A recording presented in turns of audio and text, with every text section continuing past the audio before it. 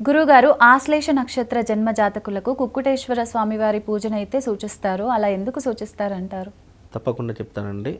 ముందుగా ఆశ్లేష నక్షత్రంలో ఆశ్లేష నక్షత్రం కర్కాటక రాశి ఆశ్లేష నక్షత్రంలో జన్మించినటువంటి జాతకులు సర్పజాతకులు. వీళ్ళకు అధిష్టాన దేవత ఈ యొక్క వాసుకి సర్పము అని చెప్తూ ఉంటాము. ఎందుకు అని అంటే కనుక వీళ్ళు పుట్టుకతోనే సర్పజాతకంతో పుట్టి వీళ్ళ జీవితంలో వృద్ధిలోకి రాలేకపోతారు, అభివృద్ధిలోకి రాలేకపోతూ ఉంటారు. అంటే ఇక్కడ ఏమవుతుంది అని అంటే కనుక ఈ యొక్క ఆశ్లేష నక్షత్రంలో పుట్టినటువంటి జాతకులు ముక్కుసూటి మనుషులు. చాలా స్పష్టంగా తమ జీవిత కాలాన్ని ఒక అంచనా వేసుకొని ముందుకు వెళ్ళేటటువంటి వారిలో ఆశ్లేష నక్షత్రం వాళ్ళు ఒకరు.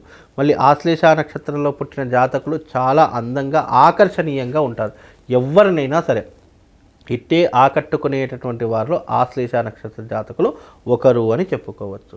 మరి ఇన్ని పాజిటివ్ పాయింట్స్ ఉన్నాయి. నెగిటివ్ పాయింట్స్ ఏంటి అంటే వీళ్ళు సర్పజాతకులు ఉన్నటువంటి జాతకులకు జీవితంలో వృద్ధి ఉండదు. సాంసారికమైనటువంటి జీవితంలో ఎప్పుడు ఇబ్బందులు ఉంటాయి. ఒకవేళ పెళ్లి చేసుకున్నా కూడా దాంపత్య జీవితం సుఖంగా ఉండదు. భార్య విడిపోవడం, లేదా భర్త దూరం కావడము, లేదా ఇల్లీగల్ రిలేషన్షిప్ పెట్టుకోవడము, చేస్తున్నటువంటి వృత్తి వ్యాపారాదులలో ఎప్పుడూ కూడా నష్టం రావడము, లేదా ఇతరులను నమ్మి మోసపోవడము, ఇలాంటివి ఎక్కువగా జరుగుతాయి. అలాగే వివాహం కాకపోవడము, సంతానం లేకపోవడం, లేదా సంతానం ఆలస్యం కావడము, గర్భపాతమైనటువంటి దోషాలు ఏర్పడము, ఇలాంటివి ఎక్కువగా జరిగేటటువంటి సూచనలు ఆశ్లేష నక్షత్రంలో పుట్టినటువంటి జాతకులకు తమ జీవిత కాలంలో ఇలాంటి సమస్యలను ఎన్నో ఎదుర్కోవాల్సినటువంటి పరిస్థితులు ఏర్పడతాయి. అలాంటి పరిస్థితులు ఏర్పడకూడదు వీడు జీవితంలో. ఎందుకంటే ఆశ్లేష నక్షత్రంలో పుట్టినటువంటి జాతకులు చాలా తెలివిపరులు. తెలివి లేదు అని కాదు, ఎలాంటి సమస్యనైనా, ఎంత జటిలమైనటువంటి సమస్యనైనా ఇట్టే పరిష్కరించుకోగలుగుతారు. కానీ కొన్నిసార్లు అరటిపండు తిన్నా పన్నిరుగుతుంది అని అంటారు. ఎందుకు? మన అదృష్టం బాగాలేకపోతే ఏది చేసినా కూడా మనకు దురదృష్టమే అనిపిస్తూ ఉంటుంది. అలాంటి వారిలో ఈ ఆశ్లేష నక్షత్రం వాళ్ళు ఎక్కువగా ఉన్నారు. కనుక తమ జీవిత కాలంలో ప్రతి ఒక్కరూ కూడా ఆశ్లేష బలిని చేయించుకోవాలి. చాలా మట్టుకు ఇవన్నీ కూడా ఎక్కడ చేస్తారు ఎక్కువగా అంటే కుక్కీ సుబ్రహ్మణ్య స్వామి దేవాలయంలో ఎక్కువగా ఆచరిస్తారు. అక్కడ సామూహికంగా ఒక 100-200 మందిని కలిపి సామూహికంగా పూజలు చేస్తున్నారు. కానీ అలా చేయడం అనేటటువంటిది కరెక్ట్ అయినటువంటి పద్ధతి కాదు. ఇవి దాదాపుగా ఇండివిజువల్గా ఎవరికి వారే చేసుకోవాలి. ఎందుకు అని అంటే కనుక ఒక 100 మందిని కూర్చోబెట్టామనుకోండి, ఆ 100 మందిలో మనం సంకల్పం చెప్పేటప్పుడు ఎలా ఉంటుంది అంటే మనం మామూలుగా జనరల్ సంకల్పం చెప్పేసేసి వాళ్ళ పూజను ప్రారంభం చేసేసి పూజ కాస్త ముగించేస్తాము.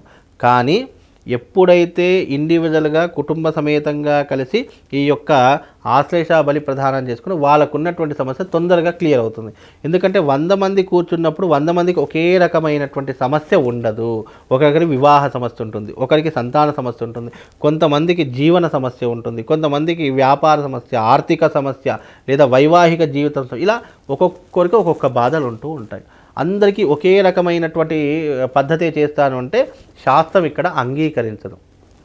కాబట్టి నీ జీవిత కాలంలో నువ్వు కర్కాటక రాశి ఆశ్లేష నక్షత్రంలో కనుక పుట్టినటువంటి వాడవైతే తప్పకుండా నీ జీవితకాలంలో ఒకసారి ఆశ్లేష బలిని తప్పకుండా చేయించుకోవాలి. అలా చేయించుకోవడం ద్వారా ఏమవుతుంది అని అంటే కనుక మన జీవితంలో ఉన్నటువంటి ప్రతిబంధక దోషాలు ఏవైతే ఉన్నాయో, సర్పదోషాలు ఏవైతే ఉన్నాయో అవి తొందరగా తొలగిపోయేటటువంటి అవకాశం, నీ జీవితము సునాయాసంగా చాలా అద్భుతంగా నడిచేటటువంటి అవకాశము ఈ ఆశ్లేష బలి ద్వారా ఆ జాతకుడికి కలుగుతుంది. కాబట్టి ఆ జాతకుడికి ఇలాంటి ఇబ్బందులు ఉన్నటువంటి ప్రతి ఒక్కరూ కూడా ఆశ్లేష బలి ప్రదానాన్ని తప్పకుండా చేయించుకోవాలి. ఇది ప్రతీ నెల ఆశ్లేష నక్షత్రం రోజున జరుగుతుంది. కాబట్టి ఈ ఆశ్లేష నక్షత్రం వచ్చిన రోజు మీరు ఆశ్లేష బలి ప్రదానాన్ని చేసుకుంటే తప్పకుండా వాళ్ళ జీవితం సునాయాసంగా హ్యాపీగా సంతోషంగా గడుస్తుంది అని చెప్పడం వెనక ఉన్నటువంటి ఆంతర్యం. ఈ ఆశ్లేష బలి ప్రదానం అనేటటువంటిది మన ఇక్కడ మన హైదరాబాద్ పట్టణంలో కూడా చేయించడం జరుగుతుంది. ఎవ్రీ ఆశ్లేష నక్షత్రం రోజున తప్పకుండా ఆశ్లేష బలి ప్రదానాలు జరుగుతాయి. కాబట్టి ఎవరైనా చేయించుకునే వాళ్ళు ఉంటే సంప్రదిస్తే కనుక ఆశ్లేష బలి ప్రదానం ఎలా చేసుకోవాలి, ఏ రకంగా చేసుకోవాలి, వాళ్ళ జాతకంలో ఉన్నటువంటి నిజంగా ఆశ్లేష నక్షత్రమా, ఒకవేళ ఉంటే కనుక ఏ రకమైనటువంటి విధానంతో చేసుకోవాలనేటటువంటిది కూడా సజెషన్ అనేటటువంటి నేను అందిస్తానండి.